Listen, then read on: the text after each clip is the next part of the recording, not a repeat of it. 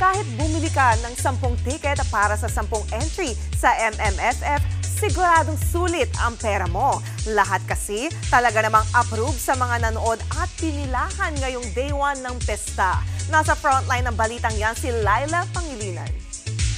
Buhay na buhay ang pelikulang Pilipino. Patunay riyan ang napakahabang pila sa Metro Manila Film Festival. Ang pamilyang ito dumayo pa sa Quezon City mula Bulacan para panoorin ang entry ni na Bossing Vic Soto at Piolo Pascual na The Kingdom.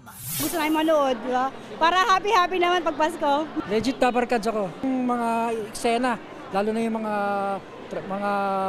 yung sa hari, yung hari. Yun ang gusto kong panoorin. Ang uninvited ni na Vilma Santos Recto, Aga Mulak at Nadine Lustre ang pinanood ni na Roxil. Sobrang worth it po, sobrang galing po ni Aga and ni Nadine po.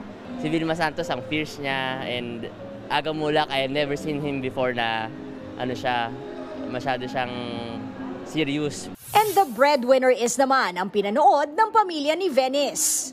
Lodi cakes po namin kasi si Vice ganda.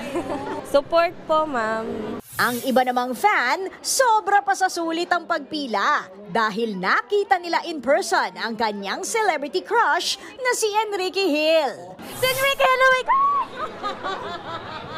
Shampoo lang po. Nagbebenta kasi ng ticket si Enrique at ang iba pang cast ng pelikula na Strange Frequencies, Taiwan Killer Hospital. It's our kind of way of bringing everybody together during this Christmas season. I think perfect time to para manood tayo at mag-enjoy. Mga dekalidad na artista naman ang rason ni na Jay kaya nila papanoorin ang horror film na Espantaho ni na Julian Santos at Lorna Tolentino. Ang mga artista kasi quality, mga artista gumaganap like Julian Santos, Chando Romero, and Lorna Tolentino. Alive na alive rin ang MMFF sa Mandaluyong. Lahat ng show, may pila. Ang The Kingdom, talaga namang pinilahan. Kakaiba yung team niya. Marami ring kinilig sa Hold Me Close ni na Julia Barreto at Carlo Aquino. Kakapit kami sa pag-ibig kasi.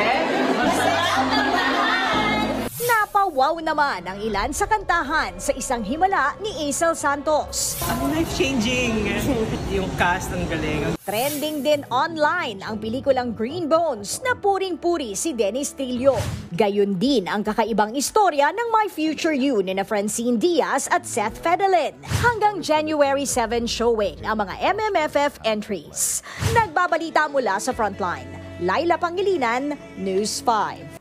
Mga kapatid, Jania Lipon po, laging maging updated sa latest sa entertainment and lifestyle para maging una sa balitaan. Bisitahin at mag-subscribe na sa social media pages ng News 5.